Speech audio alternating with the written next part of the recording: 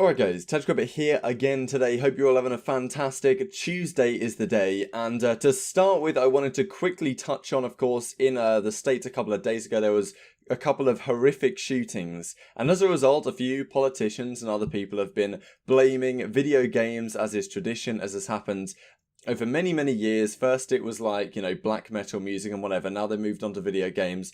I was thinking about maybe making a video talking about this. I got it as a suggestion. If you guys would be interested in me doing so and giving some thoughts on the topic and maybe the implications of this for Call of Duty more generally, I think there's probably a lot to say about that. Obviously, I don't want to try and get political with it. That would be an absolute minefield. But yeah, if you guys are interested in doing that, then maybe I'll produce a video of that sort over the next couple of days. So moving onwards here, we have the following. Basically, today's video, just to explain, is going to be top 5 players to watch at Call of Duty World Championship. So moving a little bit of a tangent, I wanted to look at an interesting Reddit thread I saw recently, which was the top performing players at Champs of all time, and then go through top 5 players that I'm looking at to show up for this event. That if they don't show up, their team will struggle, or if they do show up, then their team has championship winning chances, right? So I thought I'd go through that today. It's pretty much a week away from Champs right now. So today is Tuesday. Champs will begin next Wednesday. So only a week away from the biggest event of the year. Who will take home the trophy? There is 32 teams with a chance. Realistically, I can see maybe 8 teams with genuine potential to win, which is honestly pretty damn exciting stuff. So this is what Lando ran into yesterday. He just ran into a video on his timeline of one of his favorite YouTubers redesigning logos, and the Los Angeles battery is what he's talking about here. Now, it's relatively unlikely that this relates to the Los Angeles spot that Immortals and OpTic have bought, and what CWL Intel tweets out here is, I was told by the Immortals team, I was told the Immortals team, not by them, would go by the name Los Angeles OpTic, and this apparently, we looked at an article a while ago where Ari Segal was talking about how if OpTic Gaming is eliminated from all other esports and doesn't basically exist as a brand anymore, then they can use it in the CDL in the league next season. Because the problem, in theory, with calling it OpTic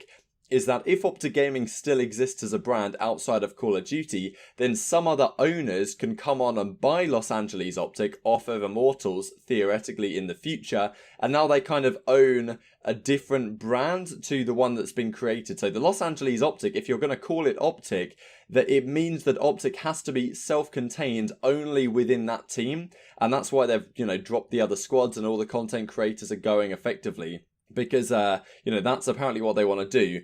But as a result of that, it does mean that probably next season we will see OpTic Gaming, whoever plays for them, it's not really OpTic Gaming anymore. Hector has moved on, of course, but it's possible they will be called the Los Angeles OpTic. So that probably will play some part in maintaining some viewership, to be honest. So here's the thread I was talking about earlier from Slayer23, top 10 Champs players. So these are the KDs from as long as they've attended 4 or more World Championships. These are the overall KDs throughout their World Championship run. So, I guess we'll start from the top here. Formal, a 1.12, I guess this was back in the Ghost days, and since then he's kept getting better, to be honest. This, of course, was Infinite Warfare, the absolute godlike performance. Last year, it has to be remembered as well, that they came top 6 last year, did Luminosity, but Formal was frying and completely going off on a game that, on OpTic Gaming, he didn't particularly enjoy. Formal is a Champs player. His highest, his KD average over 5 World Championships is far and away above whoever else we have. So Formal was going to be one of my top 5 players to watch, but to be honest, it's kind of self-explanatory at this point. So I didn't include him in my top 5, but you guys may well do. And if you do, then leave it down in the comment section below. As with any other thoughts you may have on anything I cover in this video, Clayster, to me, was a pretty impressively, kind of surprising number 2 pick here. Of course, he's been to all the World Championships. The lowest he had was a 1.09 in Infinite Warfare. And even last season in World War II, when I felt like, that E-United team was very much up and down, he still got to 1.2 at Champs. And he has been very good in Search and Destroy lately. So Clayster is also someone to keep your eye on here. I do want to keep my eye on someone else slightly more on that United team, but we can get into that in a second. Slasher is right up here as well, of course, you know, former world champion back on Black Ops 3, just a player you've always got to keep an eye out for. Apathy is a big name though, because this guy always shows up at champs. Let's not forget he's been in the last 3 World Championship Grand Finals. He won it in Black Ops 3. Infinite Warfare, he was runner-up to OpTic, won it last year in World War II. If he can do it again, it would be truly one of the great stories. And that's why a lot of people consider Apathy right up there as, you know, in the top 10 list of players all time. For me, he's right up there because when it really matters, when it comes down to champs, he puts on a show, tends to get better throughout the year, and of course he's got 2 rings in his back pocket, so, or on his fingers probably would be the best way to put it. Fair enough. Scump, the only time he went negative was last year, but still sitting in a 1.16, very respectable. Same with Crimsix, same with Karma.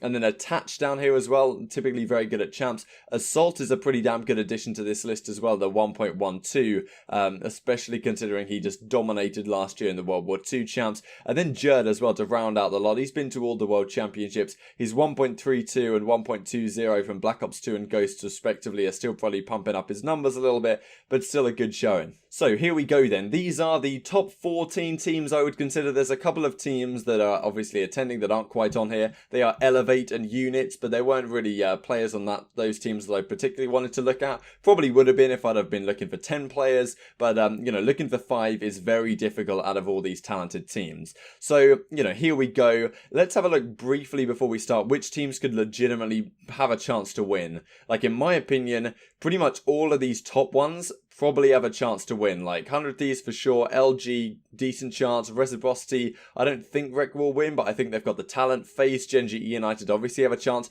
OpTic always have a chance. I think Splice have an outside shot as well. EG may be able to mix it up. I can't really see Heretics particularly going the distance. I don't think UIU will make it that far, neither will Midnight. Envy, I think, is pretty much a shambles of a team. I doubt to see them do much, but of course, they do have 3 of the 5, or 3 of the 4, I guess, of the World Championship winning roster from last season, so you never know, and of course, they've got the coach as well, so I guess you just never know. And Enigma 6, I can't really expect too much from them, but I think legitimately you might have 8 teams here that can win champs, which is very exciting. The first player to keep my eyes on is going to be Prestinni on United. Now, I was talking about Clayster, we could talk about Simp all day long, but I still think Prestinni is pretty much the X factor for the squad. We know we're expecting pretty big things out of Clayster, especially given his past champs performances, been good in Surge. We know what we expect out of a BZ and Simp. Arcetes is a very solid player as well. To me, it's still on Prestinni. He's going to be the 3rd Sorg and the 2nd Maddox, whatever the case may be. And him going off has always been crucial to a United success. If they want to go back-to-back, which is very difficult to do, you know, playoffs into champs, the only time anyone's done that, I think, was OpTic Gaming, the Dynasty, and Infinite Warfare, the Dynasty. Sorry, I'll say it correct for you, American folk. And yeah, that's my focus for United. Now, I could go through Gen.G and look at Naga or look at Envoy especially, because he's just a fantastic player, of course. I'm going to look at Dylan next up, though, because he's been one of my standouts of the year. I really enjoy watching this guy play. And yes, I guess technically he should be the X factor for this team. If Dylan doesn't go off, the team has limited chances.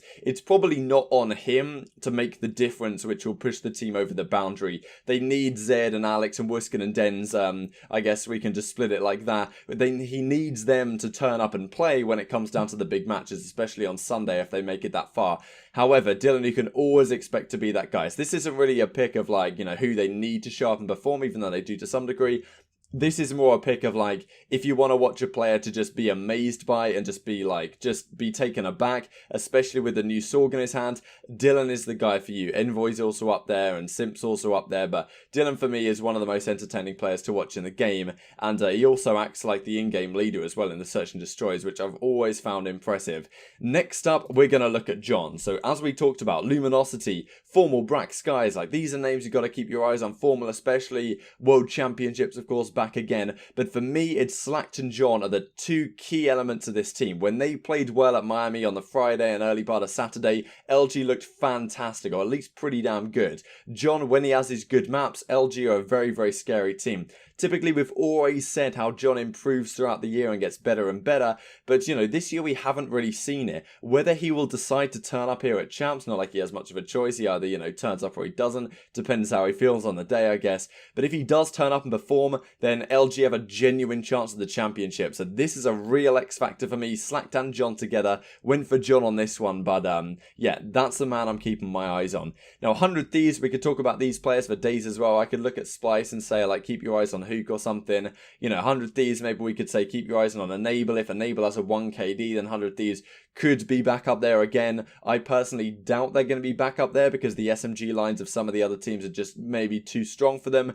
And that really brings me to our next point, in that we're going to be having a look at Karma here on OpTic Gaming, because he's made a YouTube video recently. Apparently he's been frying in 10s with the Sorg, which of course is what you guys want to see if you are OpTic fans. And yes, Scump, Karma as the SMG duo sounds pretty scary on paper, but at the end of the day, Karma has not really been proven on this weapon for a long time. And up against the likes of, you know, Dylan and Zed, and Simp and Abizi, Havoc and Envoy, these kind of SMG duos, will Scump and Karma have issues in that factor? You know, it's possible, but, you know, Karma's obviously been playing very well. For me, on this team, he should be the X factor, because it's very, very important right now how well your Sorgs are playing. Scump is a pretty damn solid player, has been so far this year. I think even if Crimsix isn't so strong on the assault rifle, it's not the most impactful role, I would say, right now. And then Dashy and TJ on the Maddoxes, you kind of know what you're going to get out of them. So I feel like Karma, it depends whether he absolutely puts on a clinic here or whether he drops like a 0.8. I honestly think either are possible, depending on how things go. And which way things go is probably going to swing the tides of the battle for OpTic Gaming throughout this tournament, would be my opinion. But of course, leave yours down below. The final player to look out of the 5 is going to be on Apathy on Evil Geniuses. We just had a look at him have an unbelievable KD performances over Champs. As we said, made the last 3 World Championship Grand Finals. Other players you could look at on this team: Attach, former World Champion; JCap, twice former World Champion; and, you know, maybe Exotic you could consider to be the X Factor or whatever you like. But for me, Apathy always turns up towards the end of the year. He's always going to turn up at Champs. Probably a pretty damn safe bet to have a great performance here, because he always tends to do it, always tends to put it on. And yes, they're coming up against OpTic Gaming in their group are Evil Geniuses.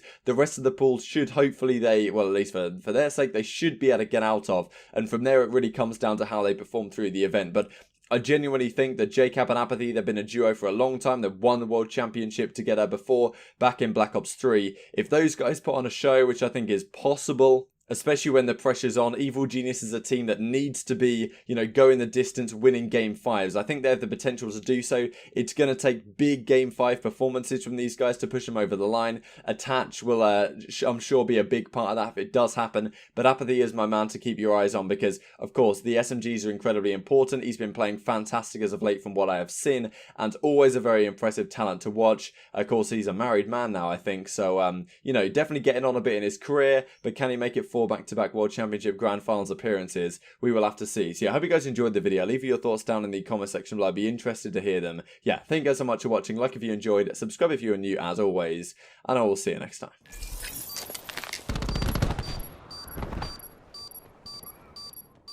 1 tango left. Take him out.